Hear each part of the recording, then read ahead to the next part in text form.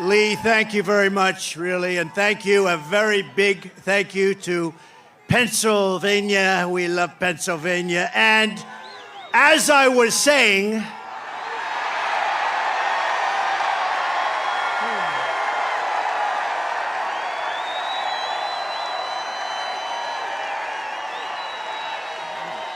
oh, I love that. I love that chart. I love that graph.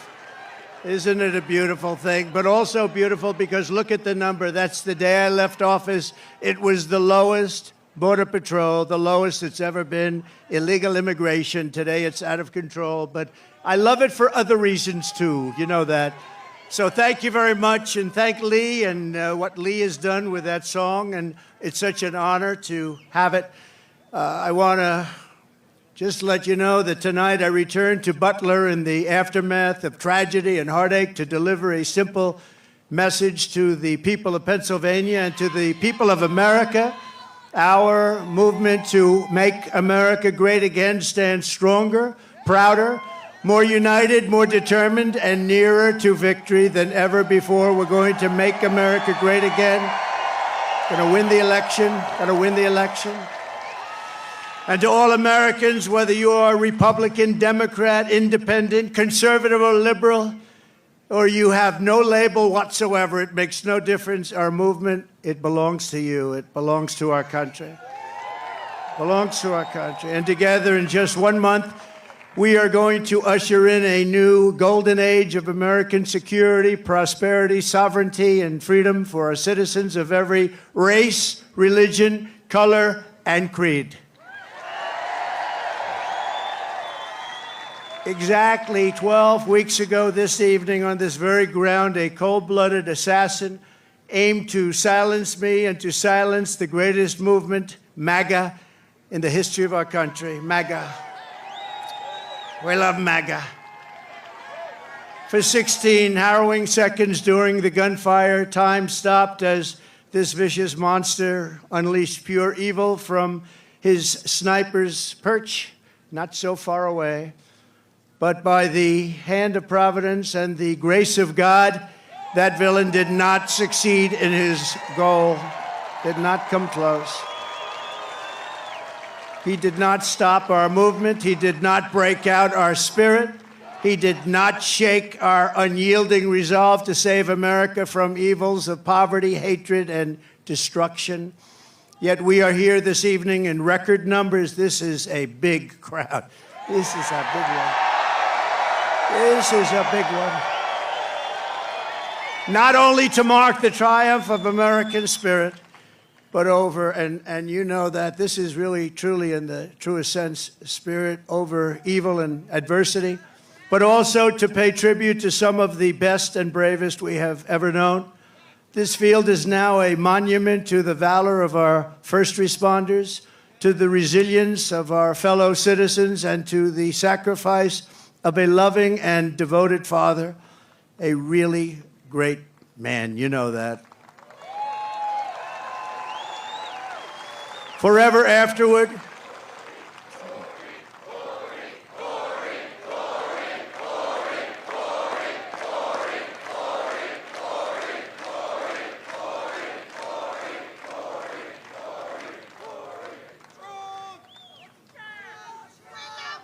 forever after, all who have visited this hallowed place will remember what happened here, and they will know of the character and courage that so many incredible American patriots have showed and know, and they know it at a level never seen before, probably. First, I want to thank the men and women of the U.S. Secret Service who threw their bodies on top of mine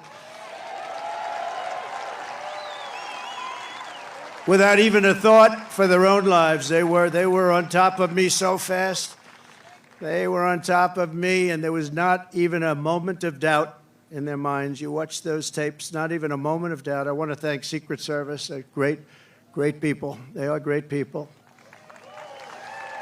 And in that moment, those agents displayed a devotion to duty that cannot be described, and they did it yet again less than 3 weeks ago when they really did a fantastic job. Another attempt. It was another attempt. We have an evil world. We have a very sick world. My gratitude to them is beyond measure. We also owe a tremendous debt thanks to the Secret Service counter sniper and a local police sniper who returned fire within seconds and stopped the shooter quickly and saved many lives. If he didn't stop, he saved many lives. He had a lot of bullets, a lot of ammunition up there with him. And we are, just amazing when you think they did it so quickly without any knowledge of what was going on, boom. And had that not happened, it would have been a very different story. It would have been potentially many people. I also want to express our thanks to the Butler Township Police Department, incredible people. The Butler Sheriff's deputies, Pennsylvania State Police, and all of the other law enforcement heroes, as well as the emergency personnel and doctors, the medical teams at Butler Memorial Hospital, Allegheny General Hospital, who rushed me and rushed some of these very badly wounded people. They were wounded, a lot of badly wounded people, and in particular two people, and I tell you, they were very brave and great people. They were big Trump fans, and they still are. That means something. That was pretty amazing. You know, when I got up, I asked whether or not anybody was killed. I assumed that there would be a lot because I heard the bullets winging right over my head. They said probably 3. The doctors did such an incredible job. It was one great gentleman, but the other 2 have been amazing, actually. They've gone through it. They've gone through a lot. And when the crisis struck, they did really Pennsylvania proud. You've heard that expression, Pennsylvania proud. It's a great place. I went to school. I went to college in Pennsylvania. It's a great place. The people are incredible. Also, and I have to say, after returning to the field tonight, is one of the really brave Americans who was hit by the assassin's bullet, U.S. Marine veteran David Dutch. David, thank you. Thank you, David. Thank you, David. And David, we're thrilled to see your recovery is going well.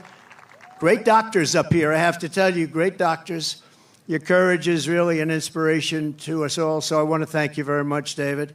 A great gentleman, great gentleman. I want to send our love to someone who could not be here because he has just undergone a major surgery related to the shooting. A man who was really badly wounded, like David, James Copenhagen, because James was a wonderful man, a big Trump fan. And Mr. Copenhagen is out there watching us right now, but he's in a hospital where they did some additional work, but he's in great shape. He wanted to be here so badly, but he's in great shape, and we appreciate it, and we're looking to his full and complete recovery. He will have a complete recovery. Thank you.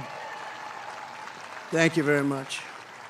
And of course, there's one more hero who could not make it back here tonight because he is no longer with us, right?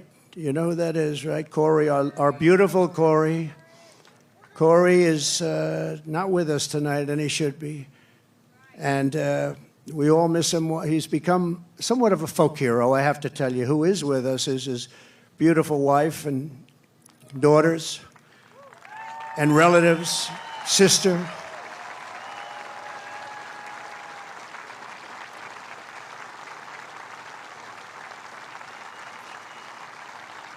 Please, where are you? Where are they sitting?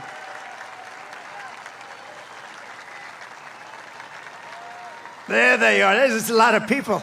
It's not easy to find people in this audience. It goes back further than you can see. Thank you very much. Thank you very much. Thank you very much. Great family, a great, incredible family. And he loved you a lot. And, his wife said something very beautiful. The public, a lot of people, all of us, A lot of people have been very generous, and she said, I'd rather have my husband. That's a good thing to say. That's a good thing to say. I'd rather have my husband. Corey Comparator was an incredible husband and father, a devout Christian, a veteran, and a proud former fire chief, very respected within the town. Everybody knew him. Few men volunteered to run into fires, but Corey was one of those who did. He ran into fires. I spoke to people that were with this guy would do anything. He was brave, right? Brave guy like you. And he was also a protector who put his life on the line for others, and he loved doing it. And when the sound of gunshots pierced the air on that July evening, Corey leapt into the fire one more time.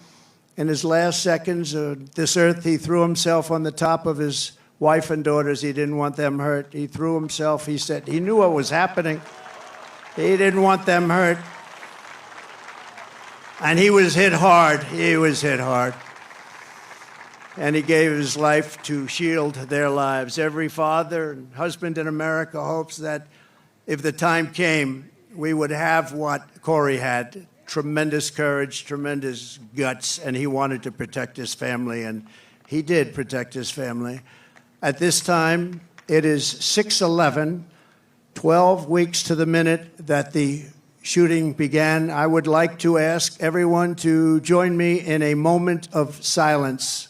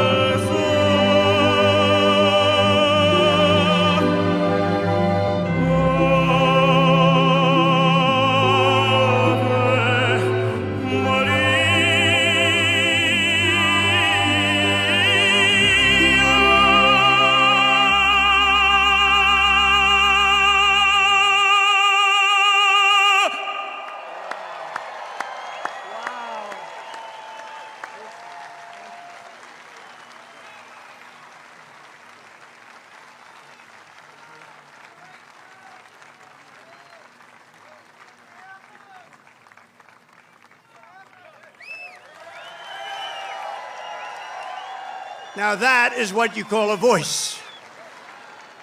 One of the greatest opera singers in the world, and Christopher Macchio, who's truly a great talent, is going to be back when I leave, and I'm going to stay backstage watching every song. He's going to sing 3 or 4 great songs, Nessa Dorma and others. And so I wouldn't leave your seat too fast when we're finished today, but this is in honor of 3 great people, actually, 3 great, and in particular, Corey. And we appreciate it, but that is a real voice, isn't it, huh? That's not... What do you think, Mr. Future Vice President? Pretty good, right? I don't know if you could do that, J.D. I don't know. I don't think J.D. can do that. In the face of murderous hate, Corey answered the most selfless kind of love. We are joined this evening by Corey's incredible widow, Helen, his 2 precious daughters, Kaylee and Allison, and his sisters, Kelly and Dawn. Thank you so much. Thank you so much. This is an incredible tribute. This is a tribute like no other, and he deserves it. To Helen and the entire family, I can only begin to imagine the depths of your grief, but I want you to know that just like you, we will carry his memory in our hearts for as long as we live. Everybody in this stadium and everybody that was there on that tragic evening, we are thinking about Corey. We think about him a lot. I know he's looking down on us right now from heaven, smiling at his beloved wife and daughters and his mother, Karen, and his entire family. And he's with you, and he's going to be with us for a long time because, you know, some people just don't die in vain, and what he's left behind is incredible. And so God bless you, Corey. God bless you. Thank you very much. God bless you. You know, I just one little story. Helen told me that on the day that they came to the rally, Corey was really excited because somebody gave him great seats right up front here with the people from North Carolina, the ladies from North Carolina. This is their 227th rally. I don't know what's going on with them. Those beautiful ladies. But they always seem to have good seats, you know. But Corey had the best seat in the house, and he was telling his wife and family on the way over in the car, he said, I'm telling you, he's going to invite me up on the stage, because I do that sometimes. I take people, we invite them up on the stage.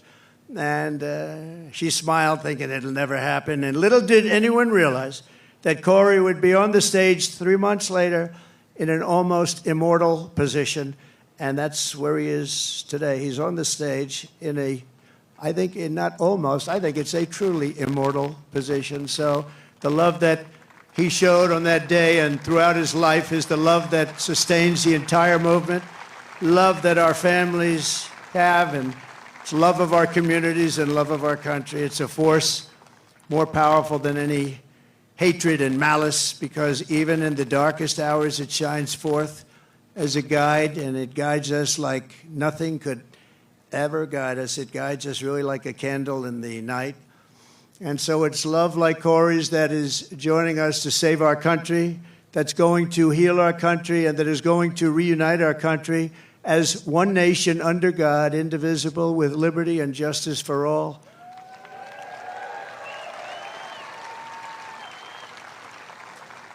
So what our opponents have never understood is that this movement has never been about me. It's always been about you. It's been about a lot of people, millions and millions of people, the biggest ever in the history of this country, maybe anywhere.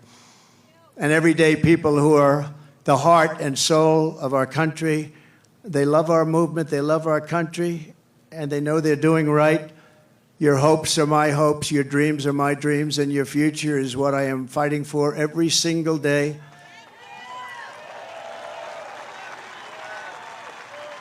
And now I have a great companion in J.D. Vance. How good was he the other night? How good?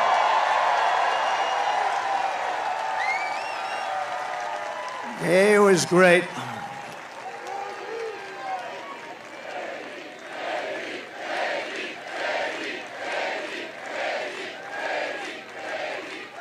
He was great. But from the very beginning of this journey, I've been on a mission to rescue our country from a failed and very corrupt political establishment, very corrupt. We have to change it. We have to change it. We need also a very free and open press. and to give it back to the country you believe in and I believe in. It's a country that we were born in and the country that you deserve. You deserve this. In that mission, I will never quit. I will never bend. I will never break. I will never yield, not even in the face of death itself. And I believe that every citizen deserves an America with a grand, very, very grand ambition, great opportunities, and limitless. We just want limitless potential. We want an America where you can get ahead and be proud of life and provide for your family in a really decent way, where we don't have crime. We have a fabulous military to protect us from evil. Everything has to be the best. We have to have the best schools. We have to have strong borders. We don't want bad people coming in and hurting us. We don't want to have open borders, do we? You deserve a government that protects and respects its own citizens, that defends your sovereignty, your security, and your dignity and your freedom. You deserve a nation that builds things, again, makes things better, that aims for the stars once more, and that once again commands respect. And we want to get respect like we had it 4 years ago. The entire world respected us. They respected us. They respected us more than they've ever respected us. And now they laugh at us. We can't have them laugh at us, can we? Above all, you deserve leadership in Washington that does not answer to the lobbyists, to the bureaucrats, or to the corrupt special interests, but answers only to you, the hardworking citizens of America, of which there are a lot of them. We have a lot of them. We have a lot of them. Over the past 8 years, those who want to stop us from achieving this future have slandered me, impeached me, indicted me, tried to throw me off the ballot, and who knows, maybe even tried to kill me. But I've never stopped fighting for you, and I never will. Never will. Never gonna stop.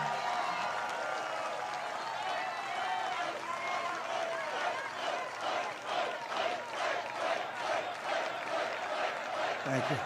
Thank you.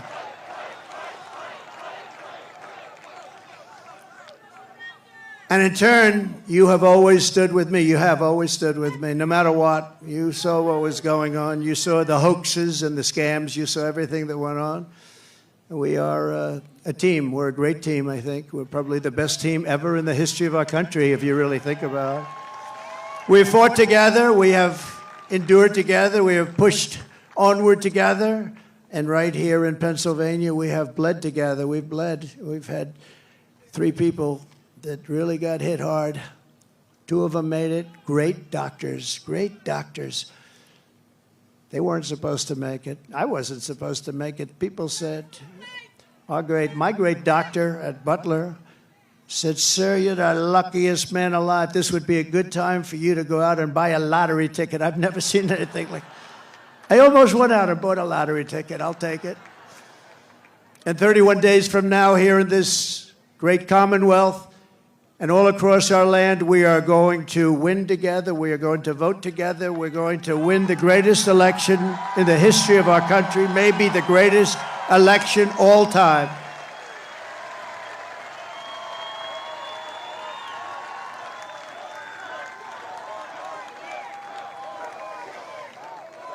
After we all have been through all of this together, nobody's gone through what we've gone through. Nobody. Because I go through it, you're going through it too. But there's never been anything like this. You know, I always say there's an enemy from within and there's an outside enemy.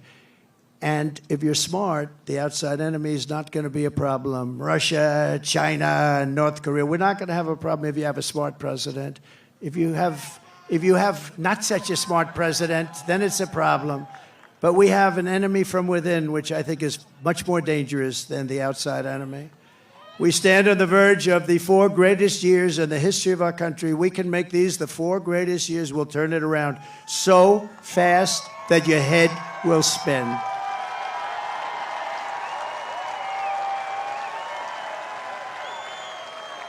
With victory on November 5th, we are going to redeem America's promise and unlock the extraordinary future that is just within our reach. It is now within our reach. Think of it, 1 month from today, 1 month. We got to get there. We got to get there. They'll drop all sorts of bombs. They'll be hitting you, JD. They'll be hitting me. These people, they'll hit and hit. But I think we've almost become immune to it, haven't we? We've become immune to it. You got a little dose of it, a couple of little doses. No, that's the only way. That's the only way they can even think about winning, with open borders. Who wants open borders? Who wants men playing in women's sports? Who wants sex change operations for illegal aliens in holding bins? No, I don't think so. We will begin a new era of soaring income, skyrocketing wealth, millions and millions of new jobs, and a booming middle class. We're going to boom like we've never boomed before. And we're going to unleash a manufacturing renaissance right here in Pennsylvania, including fracking like we've never fracked before. We're going to frack. You know, our opponent said, there'll be no fracking. We'll never frack. Then she started seeing poll numbers, by the way. And by the way, speaking of poll numbers, do you mind if I mention poll numbers? Because I only mention them when they're good. I never mention it. But one that's hit me really amazingly, Rasmussen, very highly respected poll. JD, it just came out. I don't think you heard this one, but this is a shocker. You know, they always say the Democrats will win the Hispanic vote, but we've been creeping up rather rapidly. And Rasmussen is one of the most respected polls. I mean, Republicans would get 4, 5, 6, 9, 10%. They just came out with a poll, 62% for Trump. Think of that.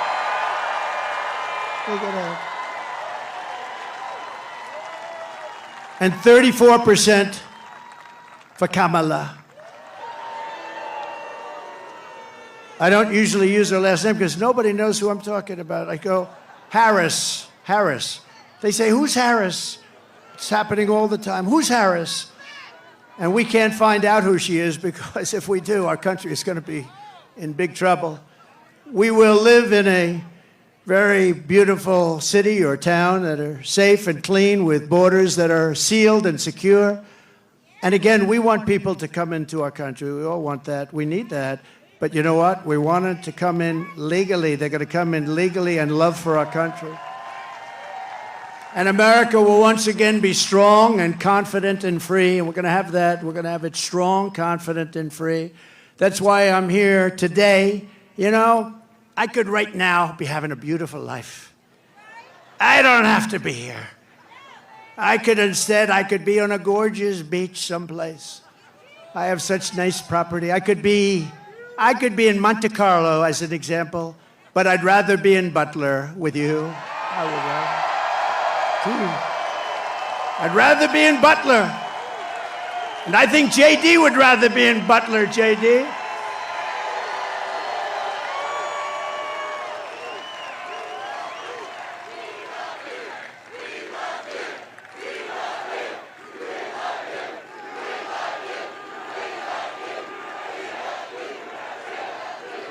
No, I'd rather be here, because we're doing something. You know, they got a lot of rich guys that go, nobody cares about them.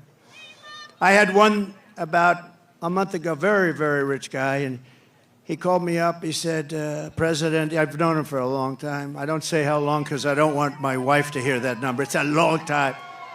But he's very successful, and he said to me, sir, could you do me a favor? The guy's worth billions of dollars. He said, could you do me a favor? I can't get into a restaurant. Do you think you could call them to get me in? And I said, what the hell is the good of being rich if you can't get into a restaurant, right? And I called the maitre d'. Hi, I'm a little embarrassed. Hi, this is Donald Trump. I recognize your voice. I said, would you do me a favor? A friend of mine is online about a mile back. This is a very successful restaurant. And he's got his wife. I described the wife. Could you possibly go get them? Could you go get them and bring them in? And he did. And my friend called me up the next day. He said, thank you very much. Thank you. Oh, doctor, please. Doctor in the house. Thank you. Thank you. Thank you very much, doctor. Yeah, thank you. Take your time, doctor, please. We got plenty of time, right? We got a lot of time.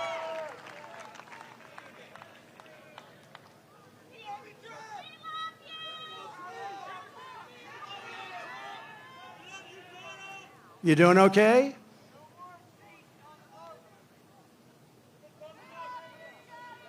Take your time. We've got to protect our people, right? Take your time.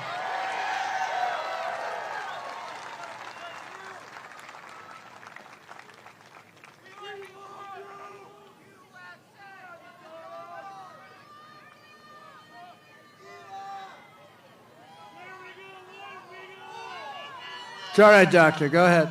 That's all right. That's all right. People come out 2-3 days ago, and then they get it's an amazing thing. It's an amazing thing. We appreciate. Everybody appreciates it. Yep. Take your time. That's great. That's great.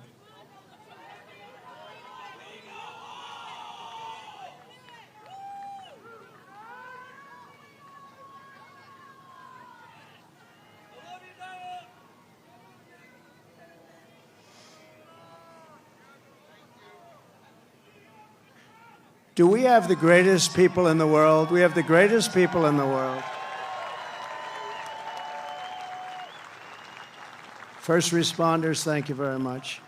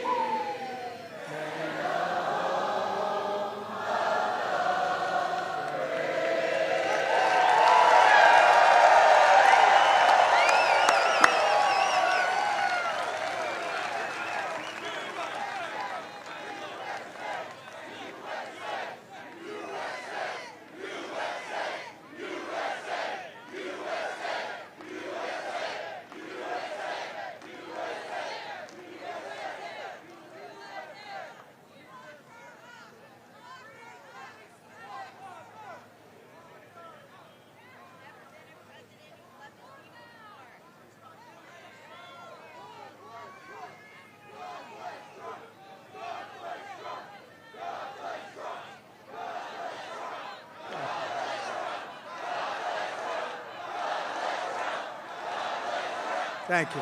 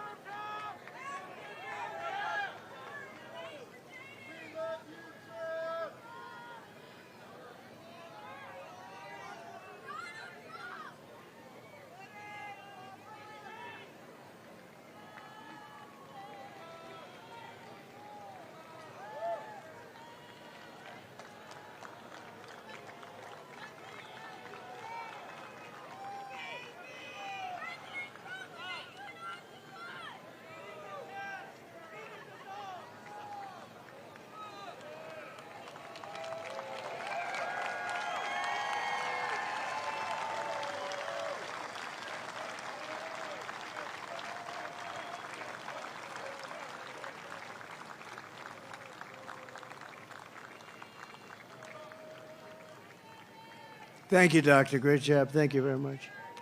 Thank you, all. Fellas, thank you. First responders, thank you very much.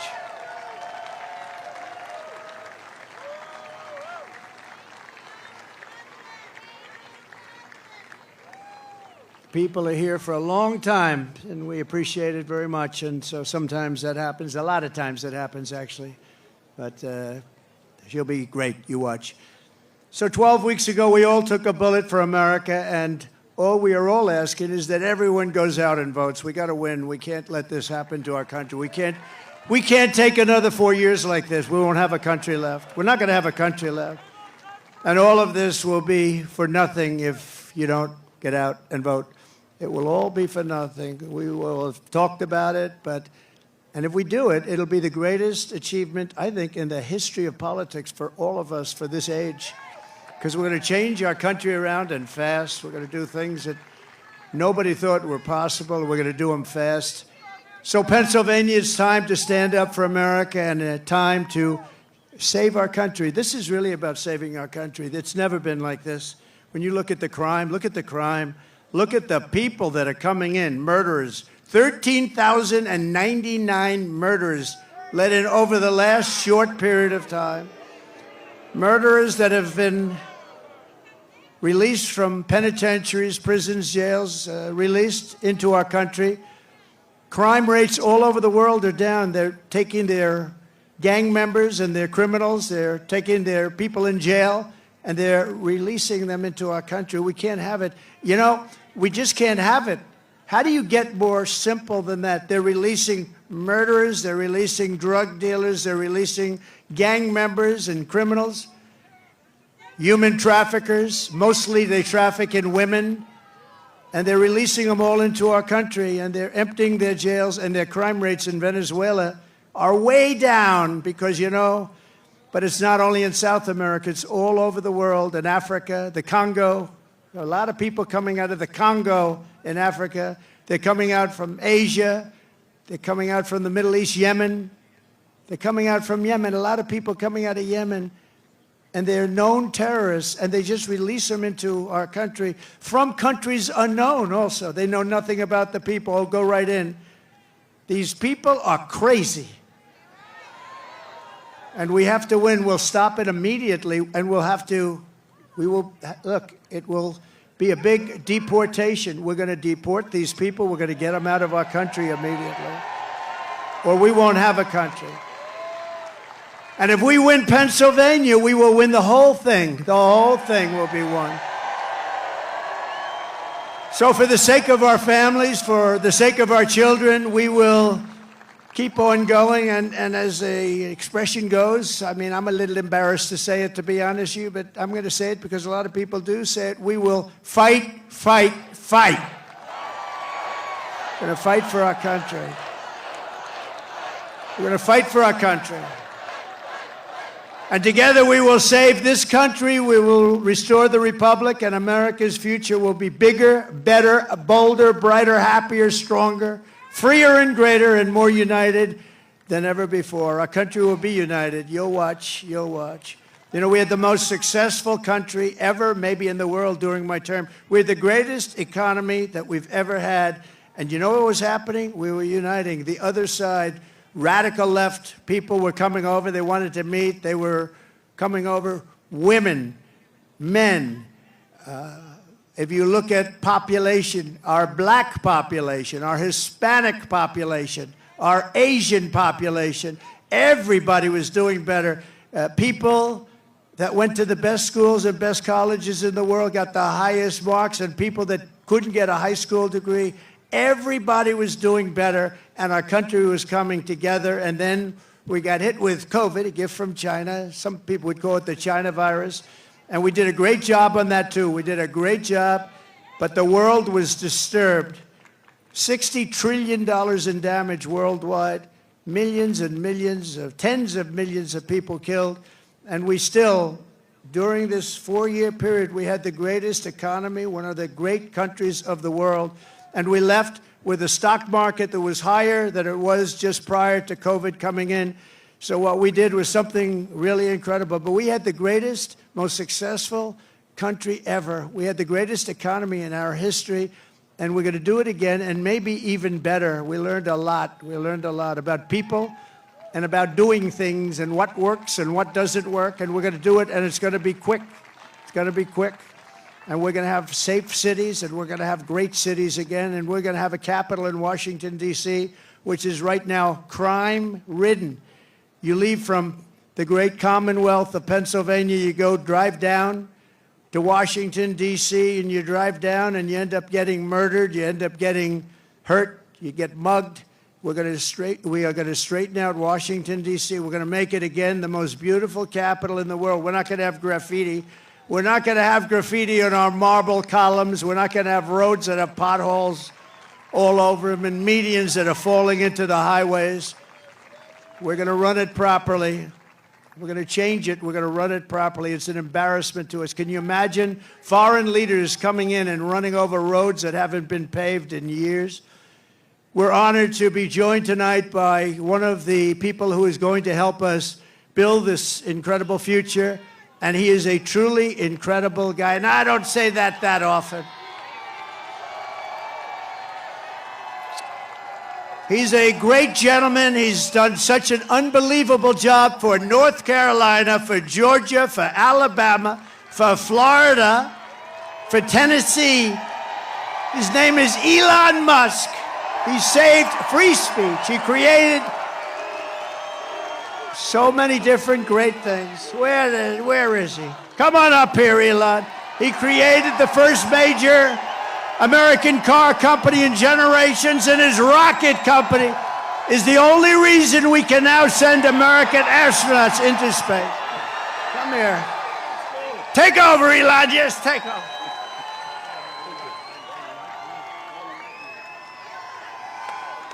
Hi, everyone.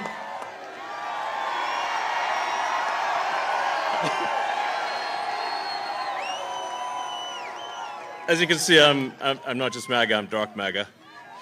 Well, first of all, I want to say what an honor it is to be here. And, you know, the true test of someone's character is how they behave under fire.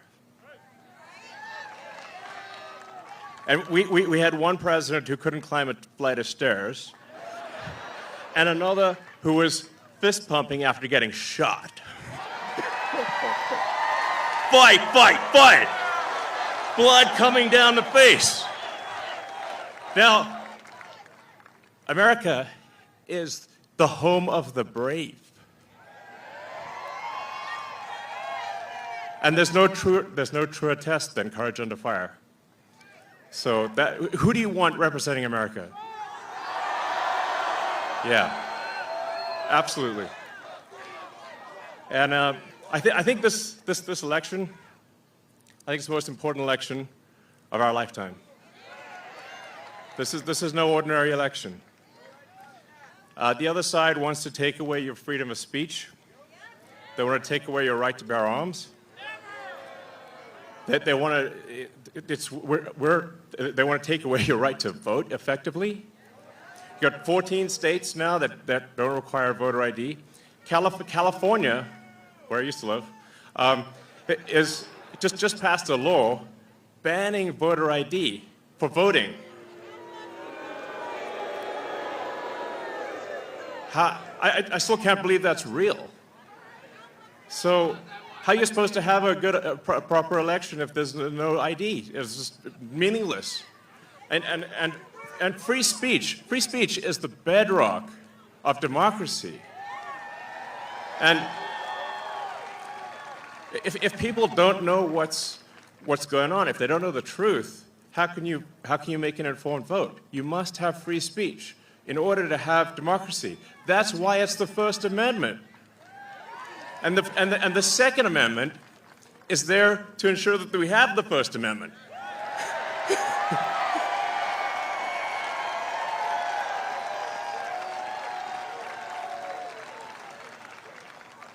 President Trump must win to preserve the Constitution. He must win to preserve democracy in America.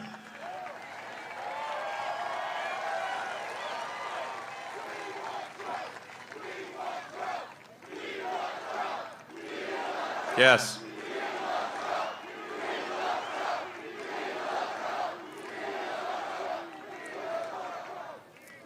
This is a must-win situation. Must win. So I have one ask for everyone in the audience, everyone who watches this video, everyone in the live stream. There's one request. It's very important. Register to vote. Okay? And get everyone you know and everyone you don't know, drag them to register to vote. There's only 2 days left to register to vote in Georgia and Arizona. 48 hours. Like, text people now. Now. Oh, and then make sure they actually do vote. If they don't, this will be the last election. That's my prediction. Nothing's more important. Nothing's more important. So get everyone you know. Everyone. So I'm speaking to people out there. Everyone in the crowd, I think, is already convinced. But for people out there that are watching the video, watching the live stream, you need to get everyone you know, at work, your friends, family, text groups, your social media, everything. Get them to register to vote right now. Only 2 days left for Georgia and Arizona. Only a couple weeks left in Pennsylvania. And if they're not registered to vote, it doesn't matter at that point. Register to vote. I'm being repetitive for a reason, okay? So nothing is more important. And a lot of people think maybe their vote doesn't count. Well, it does, okay? It does. It matters. And this election could be decided by 1,000 votes, 500 votes. A tiny margin. So get everyone you know to register to vote. I believe that's swapthevote.com. I believe that's the site. And double check that your registration is good. Don't take it for granted. I'm just being repetitive about this point because it is the one takeaway, more than anything, that will matter is getting those registrations and then getting everyone you know to actually vote. That is what will decide this election, especially in Pennsylvania.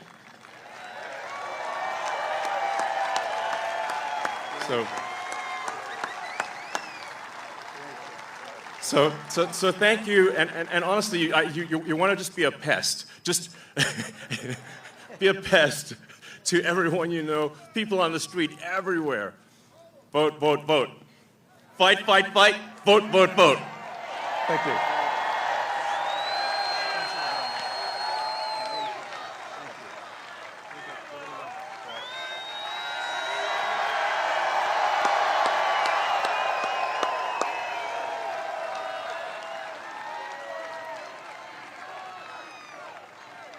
What a great guy. And he'd rather be making rocket ships, because he'd really rather do that.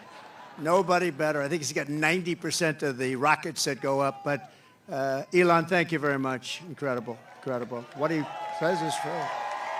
What he says is true. You know, we're all having fun here tonight, but if we don't register and if we don't vote, we're just going to look upon this as another sort of nice day in our life, but it won't even be a nice day. We're going to look back and we're going to say, wow, it's a lot of time, a lot of effort. We got to win. If we don't win, it's, as he said, it's just not important. We have to save our country, so you have to get out and vote. You got to get out and vote. You got to get your friends and vote because, you know, they play a lot of tricks, this particular other side. Elon's a very nice guy. He doesn't want to say it, but they play a lot of tricks. We can't let it happen. We can't let it happen again. We can't let it happen. And one thing, they showed us how bad they are. They showed us how bad a job they do. So that's one thing we got from this 4 years. They've done the worst job. That's the worst president in the history of our country. It's the worst vice president in the history of our country. And if you watched over the last couple of days, they are doing, this is a Katrina for them. This is one of the worst, they say it's the worst job ever done on helping people through the ravages of a hurricane. And they're watching, she's out there campaigning in San Francisco, a place that she ruined, okay? She ruined San Francisco. She ruined, think of this, she ruined San Francisco. She was the worst DA. And she ruined the state of California, and now she wants to ruin the United States of America. We can't let her do it. So I called Elon to tell him that they needed Starlink as an example. They couldn't get Starlink. I didn't know what Starlink was, I must tell you. Elon, I'm so embarrassed. I didn't know what the hell Starlink was. He loves Starlink. He can tell you every little screw that's needed, every wire. Me, I didn't know. But when I was in North Carolina and Georgia just the other day, yesterday to be exact, but they were saying we have tremendous communications, especially in North Carolina, and we have tremendous problems. We have no communication. The poles were ripped down, the wires were underwater, houses were destroyed, possibly 1,000 people, maybe more, will be, there's 600 people missing. Missing is not good, because you know what missing means generally. That's really bad. And they had no communication. They had literally no communication with, they called it the mainland, because the water was so crazy. It was like they were in the middle of a lake, and they'd never seen anything like it. And they said, do you know somebody named Elon Musk? I said, yeah, I happen to know him a little bit. He just endorsed me, actually. Although he endorsed me a long time ago, but he still, to me, every day is a good endorsement from Elon. Nobody's smarter than Elon. And they said, could you do us a favor? Could you help us? We're trying to get Starlink, and it's very hard to get. Most people say you can't even get it. I called up Elon. I said, North Carolina's in big trouble. Georgia's in big trouble. They need communication. They have none because their poles have been knocked down and their wires are underwater and even dangerously underwater, but they have no communication. Elon, could you do something about Starlink, whatever the hell that is, Elon? Whatever Starlink, that's all they want to hear is Starlink. And an amazing thing happened. I got a call from one of the top people in North Carolina. I got a call from another great person in Georgia. And I wasn't finished with my phone call yet. And they got word that Starlink would be delivered to the States. I said, no. And I said, what the hell is he? What kind of a system is that? Normally you'd have to hang up and he'd go and call people. He did it during the phone call. What kind of a system do you have? That's why he's a very advanced person. But I want to thank you, Elon, because I got it. And I said, how does it work? 2 days later, how does it work? They said, much better than the wires. So now I'm saying, why the hell aren't they? You're going to come out very well anyway. And he also said, you don't have to pay me. You pay me someday when you get the money back. You don't have to pay me. He wanted nothing. He's a great guy. Thank you, Elon, for being here. Thank you very much. Great honor. Great honor.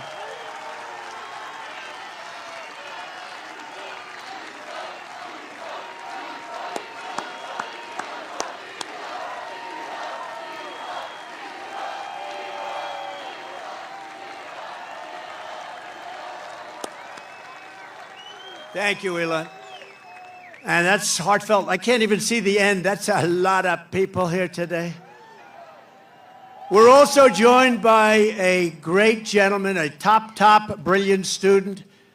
He went to a tremendous college and he graduated right at the top of his class. In 2 years, I didn't know you could do that. It's 4-year college. Then he went to the military. Then he came out and he did fantastically inside the military. Then he came out, he went to Yale. Without the benefit of family ties. You know what that means, right? Without the benefit. That's pretty good without family ties. I don't know too many of those people. They had no family ties. They got in. You can't get in. And he graduated along with his wife. They're not going to have any problems with your kids academically, I can tell you. His wife and him were like the top students in the class. But he went to Yale Law School, and then he went out into the private sector, did great. Then he ran for the Senate, and he did fantastically. He won. And he's like a rocket ship. He's like one of Elon's rocket ships, the way his career is going. But you see why, because he's a really brilliant guy. And you saw that the other night in the debate, right? You saw that the other night in the debate. You know the expression they have? If that were a fight, they would have stopped it, right? So I just want to thank JD. I was always confident in that pick. And we had great people too, JD. We have every one of those guys were great. Every one of them would have done a great job. It was amazing. But we appreciate the job you're doing. And he's also very energetic. And he'll go on anywhere. He'll go on MSDNC. I say, oh, he's on that. He'll go on CNN. It's like he has no problem. He swats them like this. He has no problem. No, it's true. Other people say, sir, I'd rather not do that one. I'd rather not do that one, sir. I'd rather not do them because they are, very. With him, he doesn't care. He says, they're not going to outsmart me. So I want to thank J.D. You've done a great job. Thank you very much. Amazing. Great.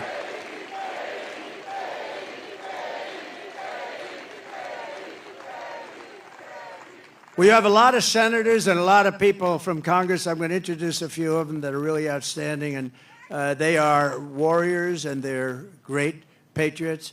Senator Eric Schmidt. Where's Eric Schmidt? He's around here someplace. Nice, tall, handsome guy. Thank you, Eric. What a great job you've done. He helps us so much with the Senate, and we've got a great Senate. We have to get a couple of more senators elected. I think it's going to happen, too. I think it's going to happen. We have members of Congress here. Dan Muser. Dan, where's Dan? Great. Great job. Real warrior. These are warriors. Guy Reschenthaler. That's the hardest name in the Senate to pronounce, but I've learned how to pronounce it. Guy, thank you very much. Great. Where's Guy? Guy, thank you very much, Guy. Glenn G.T. Thompson. Fantastic guy. Thanks, Glenn. Great job. John Joyce. Thank you, John. Great. Corey Mills. He's out there fighting, too. He's out there. He is out there in North Carolina, Georgia. He's out there helping people. Mike Waltz, who's a tremendous national security asset. Thank you, Mike. Thank you, Mike. Okay, and a man who was my doctor. I got to know him as a doctor in the White House, right? And then before that, he was actually an admiral, and then he went to the White House. He was a great admiral. He was a great doctor. And I love him for one reason. They asked him in the White House, the press, the fake news media said, who is the most? He was the doctor for Obama, Bush, and Trump. That's pretty good, right? White House doctor for the three of us. He said, the press, who is the healthiest of the three? He said, definitely it's Donald Trump. There's not even a contest. And I love that guy. When he said that, J.D., when he said that, I said, I like this guy. So then he said, sir, he was leaving the White House. He said, I'd love to run for Congress. And he ran against 28 people. They were all running for the Republican primary because whoever won that primary is going to win. I think it's a Trump plus 48. Whoever wins gets 48-point start. And not only did he win, he won easily. And now he's one of the most popular people in Congress and one of the most talented, maybe more importantly. Ronnie Jackson. Ronnie? Where's Ronnie? Where is he? Oh, good. Thank you, Ronnie. And you got a lot of talent surrounding you there. I think it's very important also. We're here for a reason, and that's to win and to honor Corey. But Corey wants us to win, too. And there's a man in the audience that's been very much a career path, a little bit like J.D., great student, great talented student, and fantastic in the military, then went out to be a tremendous success, one of the most successful people on Wall Street, actually. And he's tough and he's smart, and he's going to make sure you always have fracking in Pennsylvania. And he's going to make sure you have many other things other than fracking. You have a senator that now does nothing. He does nothing. And he doesn't fight for you. He votes with Biden, if you can believe it, like 100% of the time. But this guy, and we're lucky that he does it. I don't know. He might not have done it if he had it to do again. I don't know. But I think he's just one of the most outstanding people anywhere in the country to run for office. And we're lucky that he's doing it, and he's got a real shot. He's doing very well in the polls. It's hard to beat somebody that's been there a long time, but this is somebody that's been there a long time and did nothing. He did nothing. And his name is David McCormick, and he's great, and I hope he's going to be your next senator.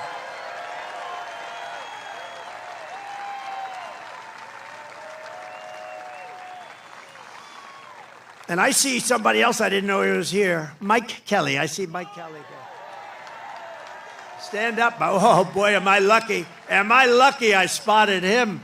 If I didn't spot you, I was in big trouble, right? This is a man who's beloved in this state, and he's fantastic. So thank you, Mike. Thank you. We also have some terrific people from law enforcement. Butler County Sheriff Mike Sloop. Thank you, Mike. Great job. Thank you. Thank you, Mike. Thank you for your help, too, I could tell you. Thank you for your help. I can say that. Thank you very much. Butler County Commissioner Leslie Oshie. Leslie, thank you. Thank you, Leslie. Great job. RNC Chairman Michael Watley. This guy is doing a great job. He's doing great. Came from North Carolina. We won North Carolina. He kept their cheating down to a minimum, and we were able to win it, and we were solid all night long. And he's great, but if we don't have good results by the 6th of November, I will never say that about him again. No, he's a great guy. He's working very hard. 24 hours a day he's working, I know that. And he's working mostly on Stop the Steal, because we have a lot of votes. We have plenty of votes. Stop the steal. That's why you've got to get out. You've got to get out and vote. We're going to win this thing. And the more we win it, it's too big to rig. You know the expression we use? Make it too big to rig. At a certain point, Elon would understand this better than anybody statistically. At a certain point, their cheating doesn't matter. And we want to make it too big to rig. And we also have somebody that's very special, the co-chair of the Republican Party, Lara Trump. Thank you. Lara, thanks.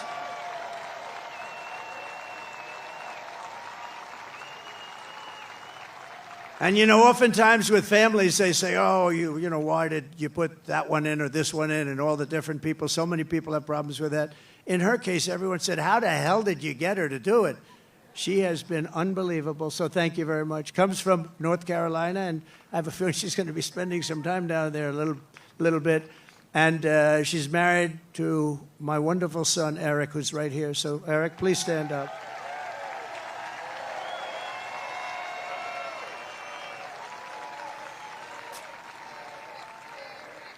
He's a great guy. Eric has a distinction. He has gotten more subpoenas than any man in the history of our country by about 10 times. Every day Congress would meet, they'd send him a subpoena. What is it about? They have no idea. But I think he's got the all-time record, and he's handled it all beautifully. Thank you very much. Thank you very much. A friend of mine, a great, great businessman, one of the most respected people, and he made a big, big contribution yesterday to Georgia and a big contribution to North Carolina. Steve Witkoff is here. Hi, Steve. Thanks.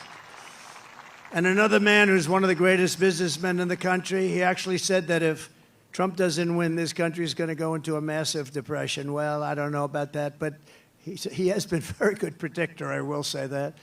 And truly one of the greats, one of the great pickers, picker meaning stocks. He knows what he's doing, and highly respected by everybody. John Paulson. Thank you, John. Great. Great guy. Now, we have so many others, and I won't do it because we have to really get out of here before it gets too cold for people. But I love it much better because there's one teleprompter. Not that I use the teleprompters too much. Isn't it nice to have a president that doesn't need a teleprompter?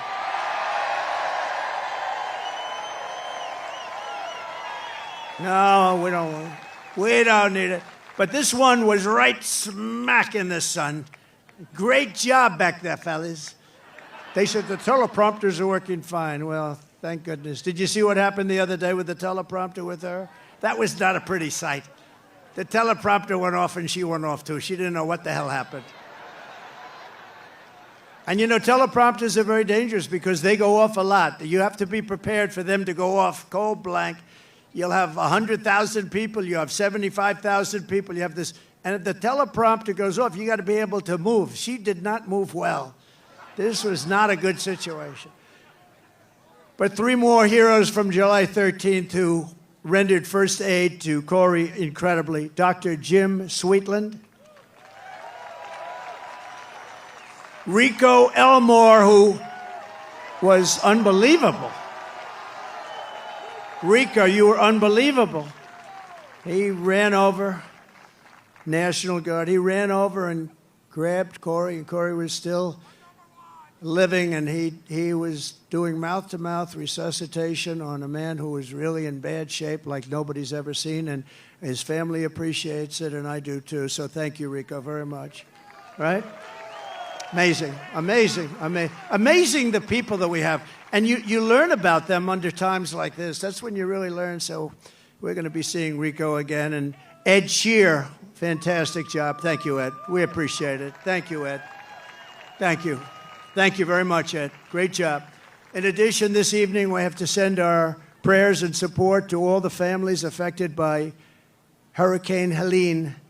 This has been the worst hurricane response by a president and vice president since Katrina, and this is simply not acceptable. Those people, I was there yesterday with North Carolina and Georgia, and I'll tell you, and by the way, the governor of Georgia is doing an excellent job, but we have other people that aren't doing a good job, and we have to have them do a good job.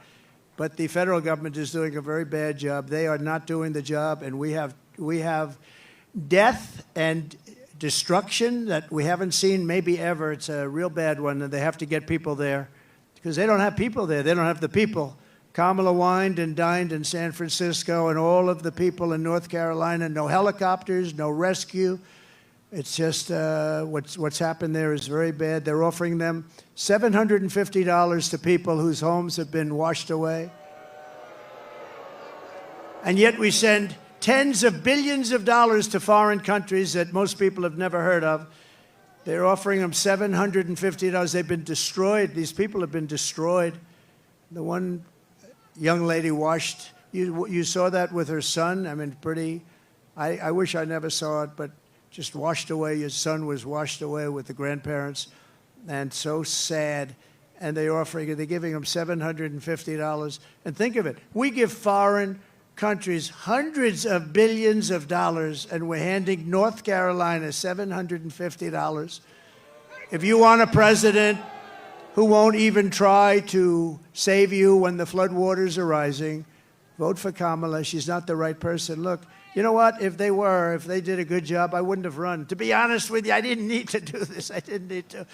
If I thought they were doing an even modestly good job, I wouldn't have run, but I saw right from the beginning, grossly incompetent, and I was right about that, and I decided to run, and we're doing really well. I was telling you about polls. We're way up in some polls. We're up in other polls. And with the swing states, I think most of them have us up in every single swing state, including the great commonwealth of a place called Pennsylvania. And don't ever not call it a commonwealth, because I've seen people call it a state, and that's the end of them. That's practically the end of their political career. You got to be very careful with Pennsylvania. It's that commonwealth. I haven't made that mistake. I don't want to either. It was not a pretty picture. If you want a president who will stop at nothing to protect you and your family, I hope you're going to vote for a gentleman named Donald J. Trump. Have you heard of him? Together we will rebuild Western North Carolina, rural Georgia, and every other state that's been so badly affected. That includes Alabama. Virginia was very hit hard. South Carolina was hit very hard. Florida. So many states. Tennessee was hit really hard.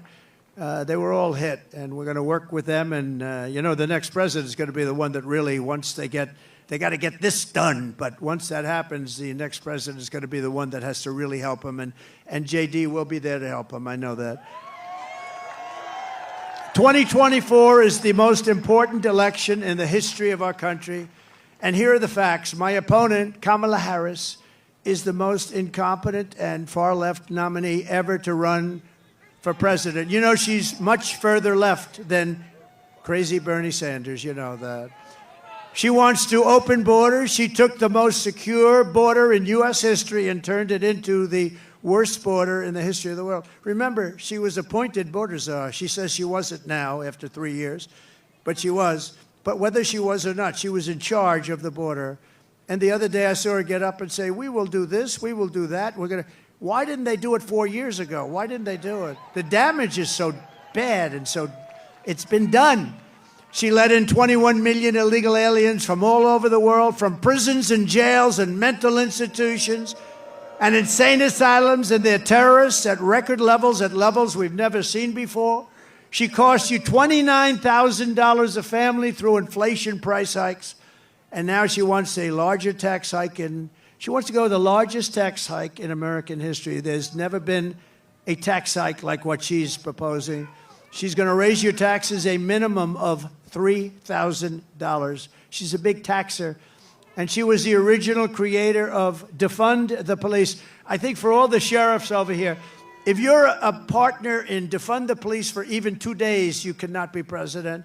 But she was one of the founders of Defund the Police, and she still believes that, by the way. I don't know how anybody could, but she still believes that. And if she ever had a chance, there's a good possibility she'd go back to it. Can you imagine? Somebody's robbing our house. Well, there's nothing we can do about it. That's what they say there's nothing. You know, they tried it. And you know where they tried it? In Minnesota with our vice president. And it wasn't working out too well. It was working out very well for the robbers and the criminals. That's the only one it was working out well for. Kamala Harris vowed to abolish ICE. She wants mass amnesty and citizenship for illegals. And worst of all, she lost, and this is maybe the worst thing in the whole, that nobody talks, the fake news won't mention it. She lost more than 325,000 migrant children that are now dead in slavery or just plain missing, probably never to be seen again, never to see their parents again. But this isn't like, this is 325,000 have been lost. She praised the idea of a 70% to an 80% tax rate. She imposed a natural gas export ban on Pennsylvania, which is killing your energy workers and your pricing. You know, you have one of the highest energy costs in the country, and yet you're sitting on top of a massive amount of energy that she doesn't want to get. It's been a disaster for your state, and now she's vowed repeatedly. Now, all of a sudden, she changed her mind. But when, you know, with politicians, it's always the first statement that comes out to be the one they want. So she spent 14 years knocking fracking. We're never going to have fracking. We're not going to frack. All of a sudden, a little while ago, she came out, I love fracking very much. No, she'll go back to it. And she even endorsed free sex changes for illegal aliens in detention at taxpayer expense. I don't think Elon likes that idea. These are not ideas that Elon Musk likes too much. And it was just announced yesterday in California, and he took this one from me. I'm so upset.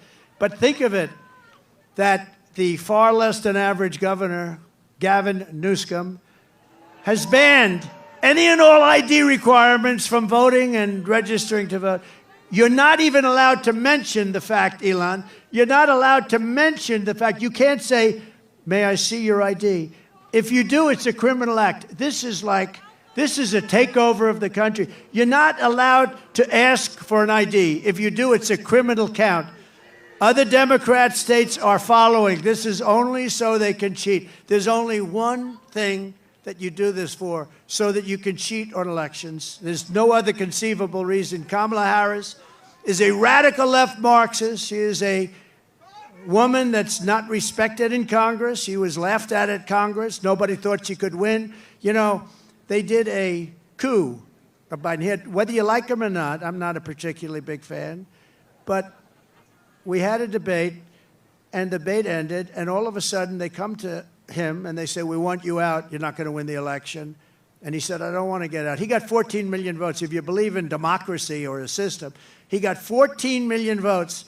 And she got none. She was the first one out, 22 candidates, and she never made it to Iowa. She quit before Iowa, and now she's running, and that's okay. But, you know, we spent $150 million beating Biden, and as soon as he was down and out for the count, they said, let's take him out. We'll give somebody else to run. Never happened before. We do a lot of firsts, I will tell you. We do a lot of firsts. But she's a person that rated even worse in every statistic than any other senator. She was rated at the bottom of the U.S. Senate. She's destroyed everything she touched, but the good news is that we have a plan to fix it. We're going to fix it. We're going to fix it fast. Nobody is going to stand for open borders. Nobody is going to stand for a bad military. Nobody is going to stand for education that's not proper. We're moving education back to the states. You're going to be running your own education. So we have, you know, in education, so important is what's more important than education, but we rank at the bottom of every list. They rank 40 major countries. We're at the bottom, but we're top of the list as the cost per pupil. We spend more per pupil, per student, than any other country anywhere in the world. So we're number one in that, and we're number 38, 39, or 40 every single time. And you have Denmark, you have Sweden, you have Norway, you have China. It's always a top 5. Can you believe it? China's a top 5. That's amazing.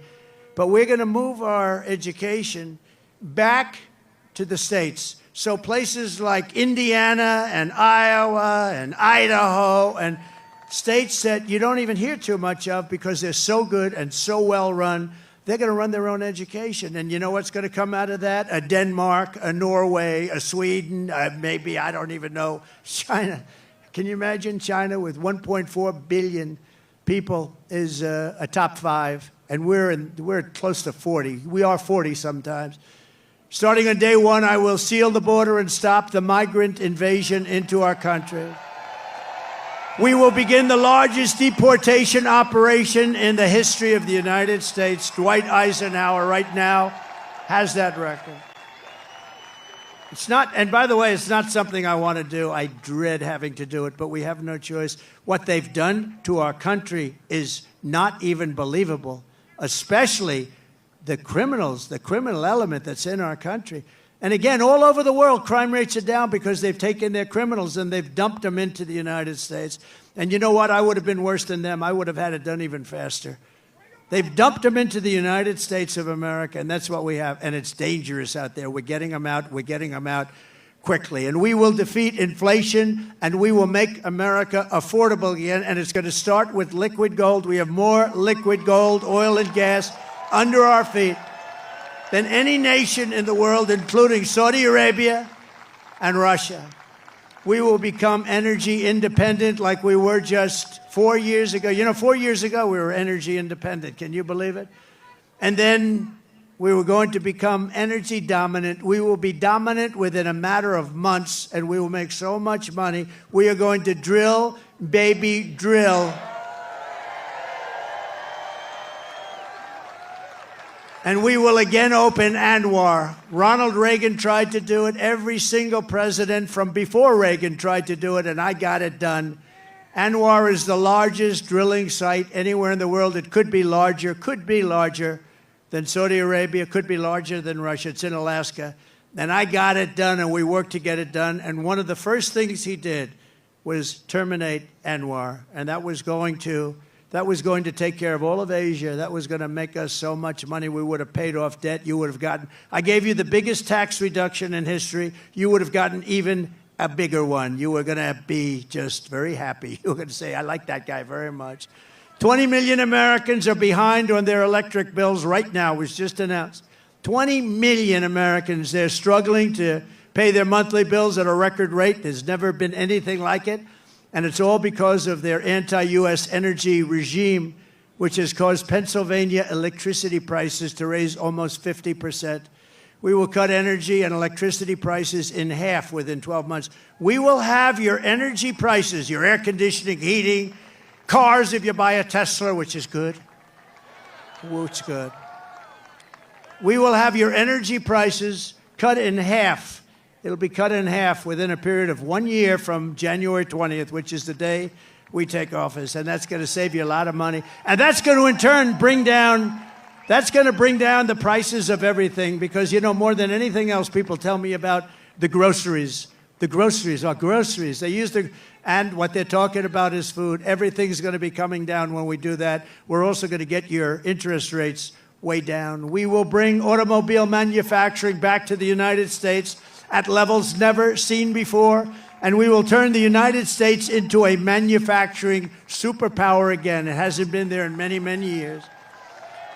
We had it started 4 years ago. The centerpiece of my plan for a manufacturing renaissance will be a 15% made in America corporate tax rate. In other words, if you make your product in the United States, you get a rate. So I cut it from 39% to 21%. Everyone said that was impossible. I got it done, and we had the best boom we've ever had. We did more revenue when we had it at 21 than when it was at 39. Think of it, much more. The following year, we did much more.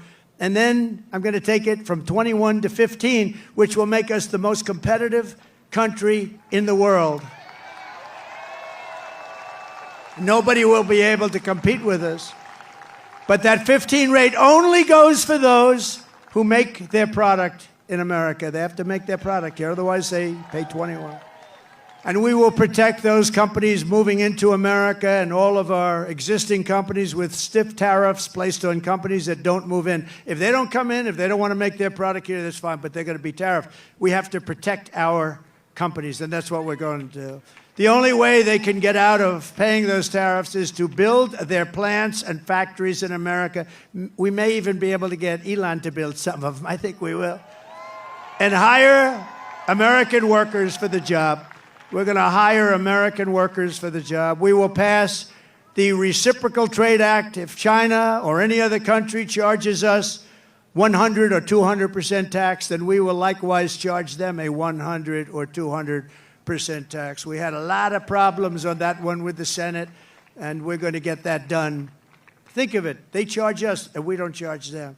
Now they charge us, we're going to charge them the same thing. Reciprocal, it's reciprocal. I will not let Mexico, China, or any other country sell cars into the United States to the detriment of our auto workers who will do better than they have ever done. We're going to bring back the car business like it was 50, 60, and 70 years ago. Everyone's going to want to be back here. And I will not approve Japan buying U.S. Steel 70 years ago, the greatest company anywhere in the world. It was the greatest company anywhere in the world, and now we have Japan buying U.S. Steel. I don't like that. We will deliver massive tax cuts for workers, and we will have a policy that I think is so great. No tax on tips.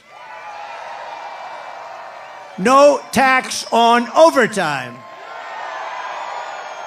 And no tax on Social Security for our great seniors. No tax. And you know, when you think of it, our seniors were hurt so badly. Inflation has killed our seniors. You know, they have a fixed income, and it just got worse and worse every week, every month. It's gotten worse and worse, and it's just horrible. And they haven't gone down. They've only gone up. Prices have still only gone up. And while working Americans catch up, we're going to put a temporary cap on the credit card interest rates at 10%. People are paying 28% interest, 25% interest. I will always protect Social Security and Medicare with no cuts. We're not going to do anything with Social Security, but they're going to destroy Social Security because all of the migrants coming in are going on between Medicare, Social Security, other programs, and nobody is able to afford it. I will settle the war in Ukraine. I will end the chaos in the Middle East, and I will prevent, I promise you, World War III. We're not going to have World War III. And right now, we're very close to having it. We will lead the world in space exploration. Thank you, Elon. We will lead the world in military, and we will reach Mars before the end of my term. Elon promised me he was going to do that. I don't know. Can you do that? Stand up. Can we do that? He wants to reach. I think he's going to do it. JD, work on him. Work on him.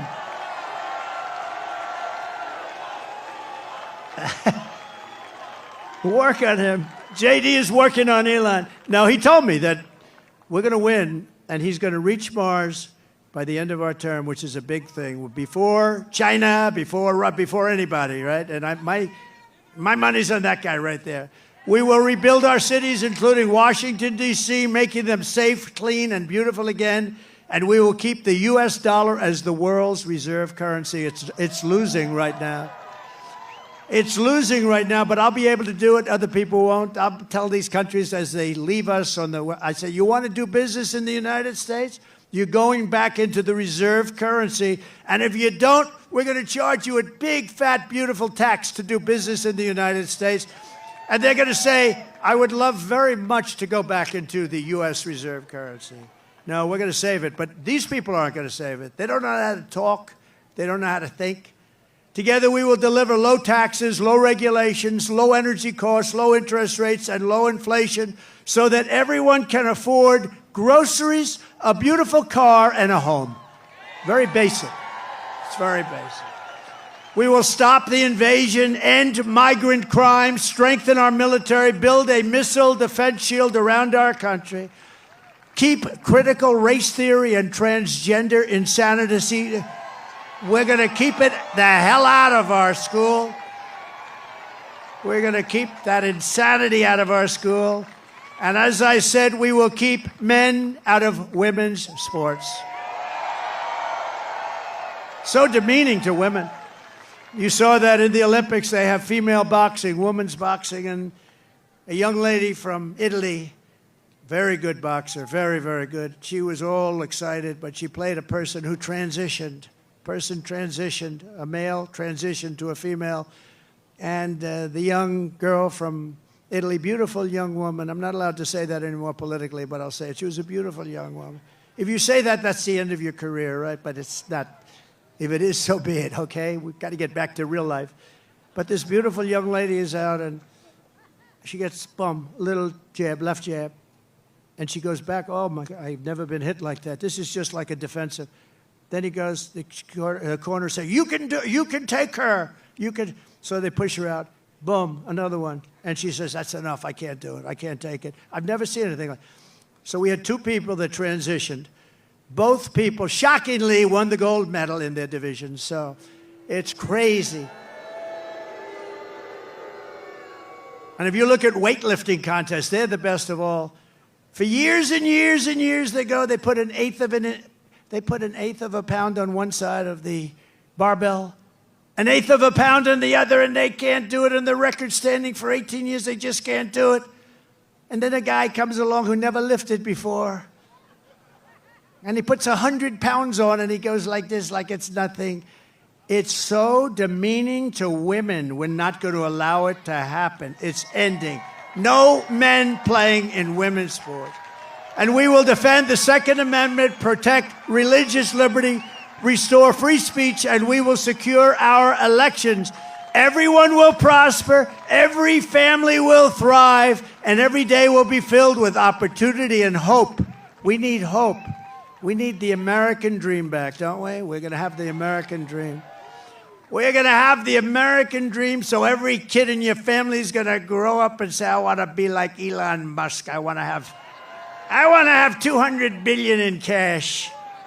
I'm going to be like Elon Musk. That's the American dream.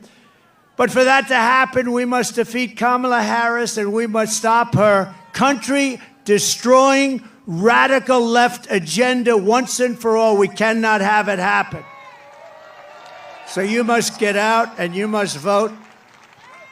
Here in this incredible Commonwealth, we stand on the shoulders of generations of Pennsylvania patriots who gave everything they could give, every single thing for their rights and for their freedom.